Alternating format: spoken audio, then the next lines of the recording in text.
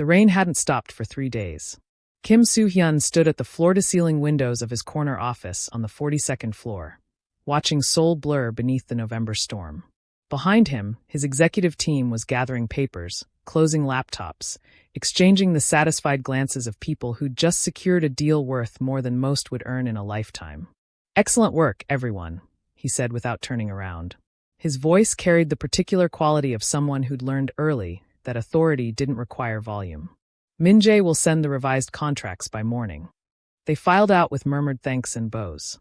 The door clicked shut with the soft, expensive sound of German engineering.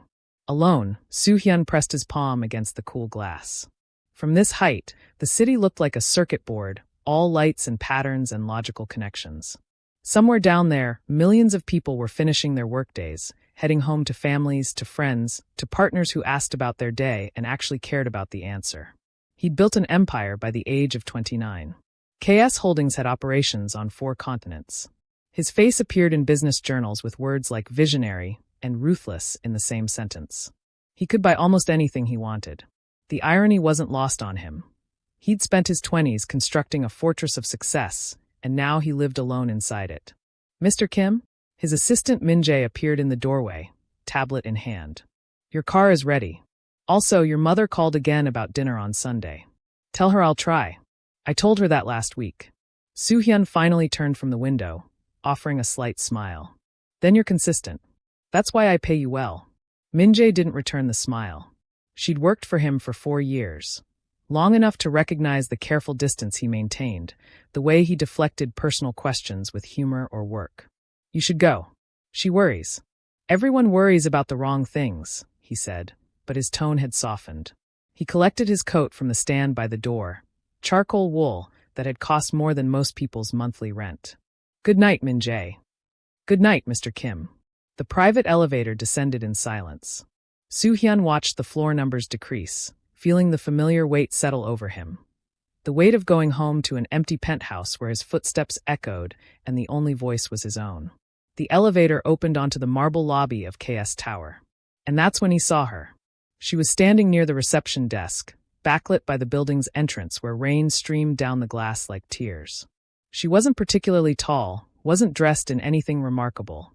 A simple navy dress and a cream cardigan that looked worn at the elbows.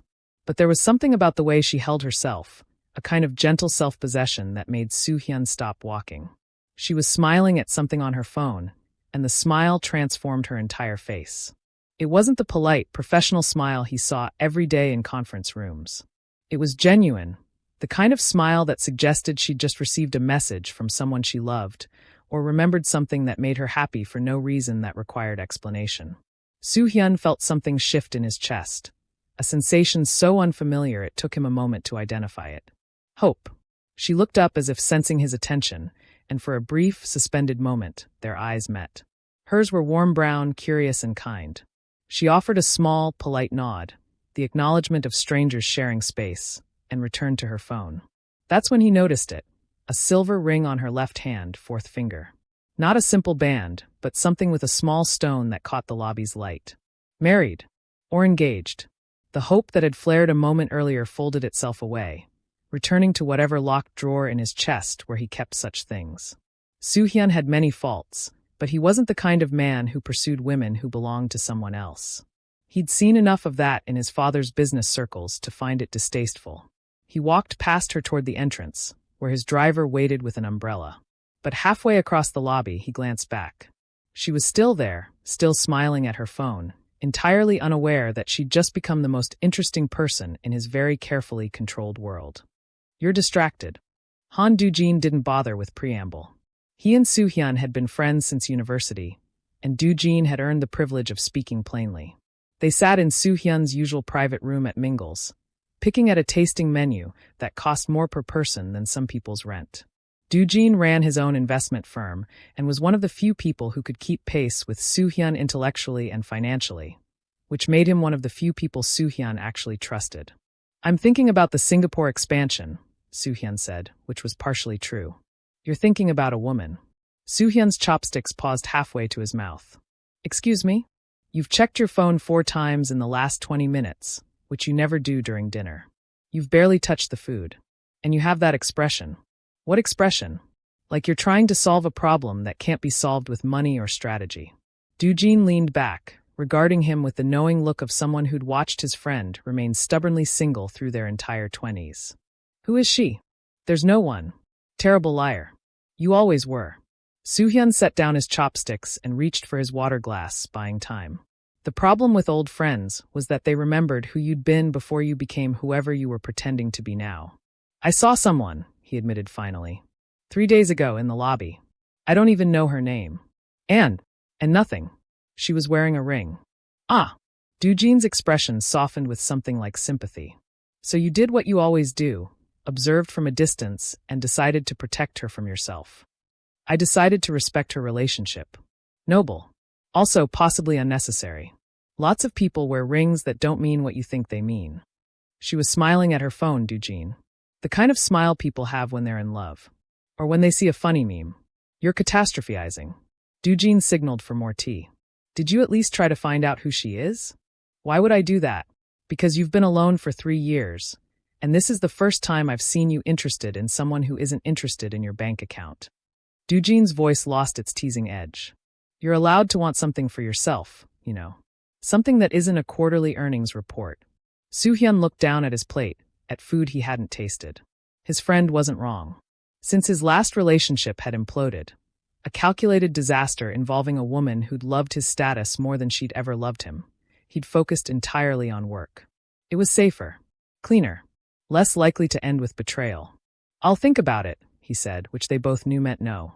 But that night, alone in his penthouse with its designer furniture and carefully curated art, Soo-hyun stood at his own floor-to-ceiling windows and thought about the woman in the lobby. He thought about her smile. He thought about how she'd looked like warmth made visible in human form. And he thought about how some people moved through the world carrying light with them, while others, people like him, had built such high walls around themselves that light could barely get in. He wondered what that felt like, to be the kind of person who smiled like that. To be so unself-conscious, so present, so alive. In the privacy of his own mind, where no one could see his foolishness, he gave her a nickname, Sunflower.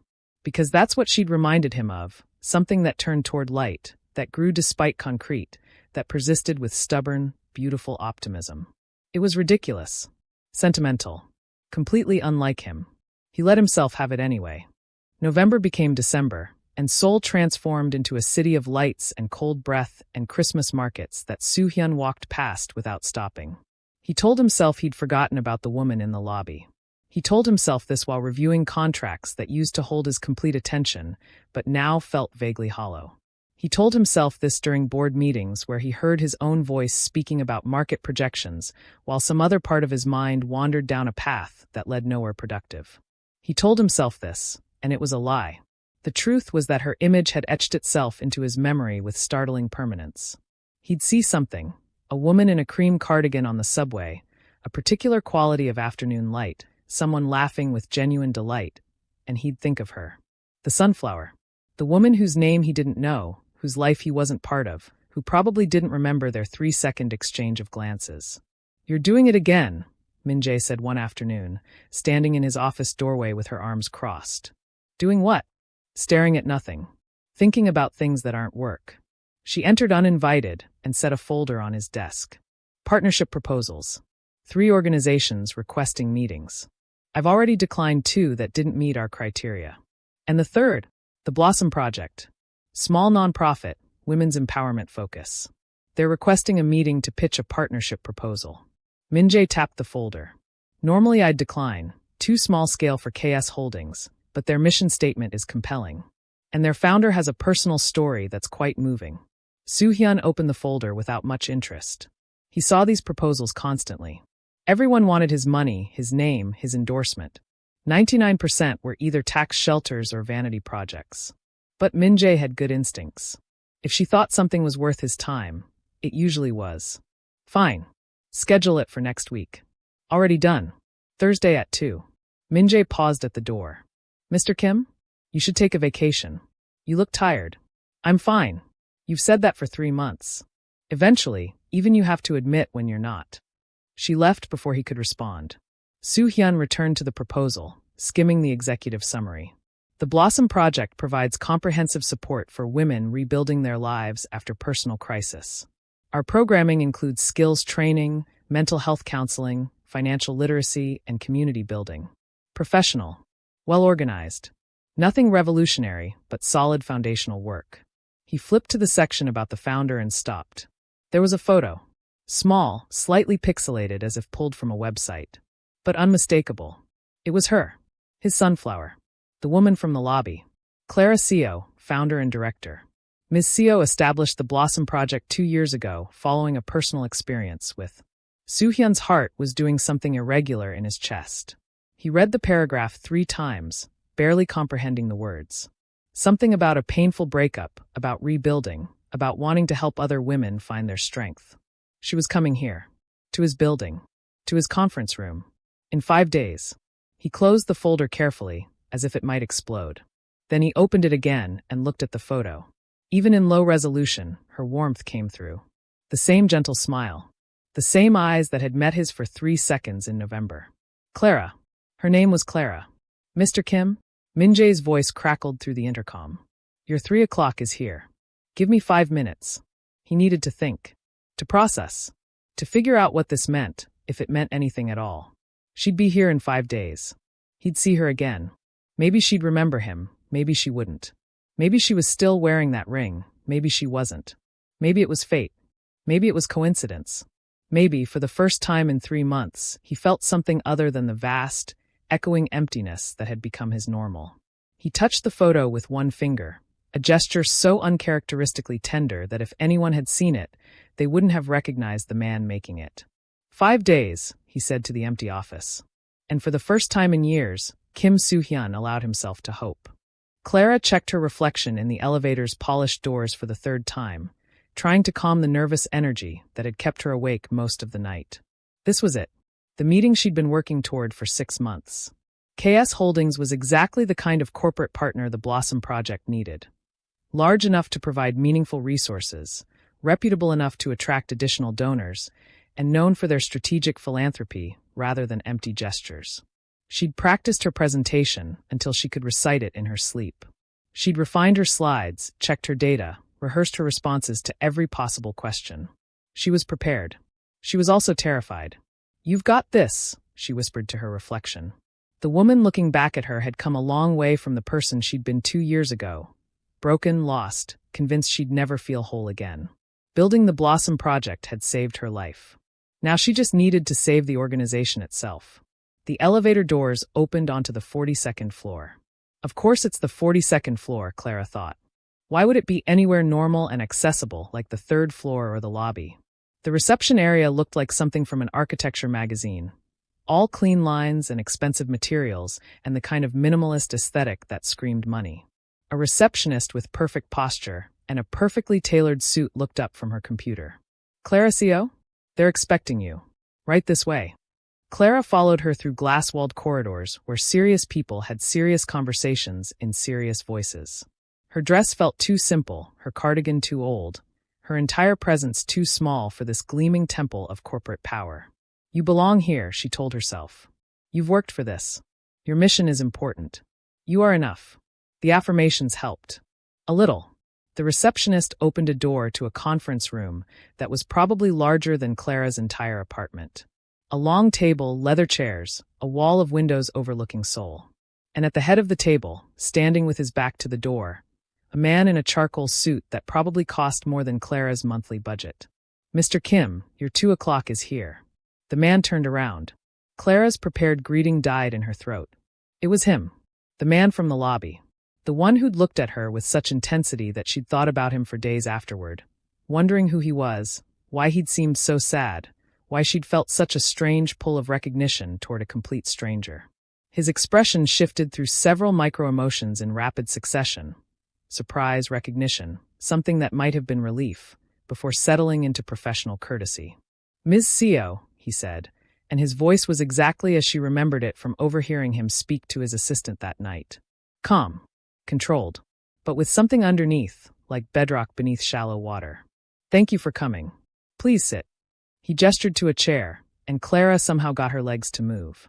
Her mind was racing. This was Kim Soo-hyun? The CEO of KS Holdings? The man whose business decisions were analyzed in financial journals? The same person who'd stood in the lobby looking lost and alone? She sat, opened her laptop with shaking hands. Thank you for the opportunity to present, Mr. Kim.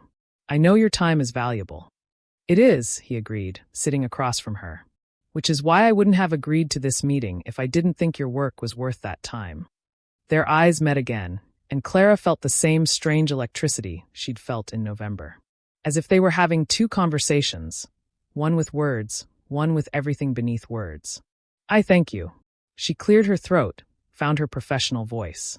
The Blossom Project began 2 years ago with a simple premise. Women facing crisis, divorce, job loss, abuse, any major life disruption, need more than financial assistance. They need comprehensive support. She launched into her presentation, and as she spoke, something settled inside her.